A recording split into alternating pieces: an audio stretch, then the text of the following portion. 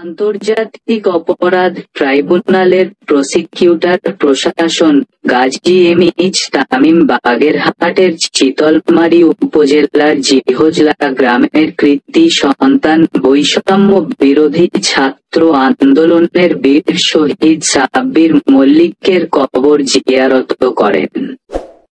এ সময় সাব্বির মল্লিকের পিতা ছেলের জন্য মহান আল্লাহ পাকের কাছে মুনাজাত করেন। আল্লাহ যত ছেলেরা শহীদ হয়েছে বাংলাদেশে প্রায় হাজার হাজার ছেলে, আল্লাহ তুমি তাদের সবাইকে বেঁচে নসিব করো আল্লাহ, তুমি তাকে সবাইকে শহীদ মর্যাদায় দান করো আল্লাহ। যারা অসুস্থ আছে আল্লাহ এ রহমান রহিম তুমি আল্লাহ, তুমি রহমান রহিম দয়ালু খোদা, তাদেরকে তুমি সহায়তা করো এবং তাদেরকে সুস্থতা দান করো আল্লাহ।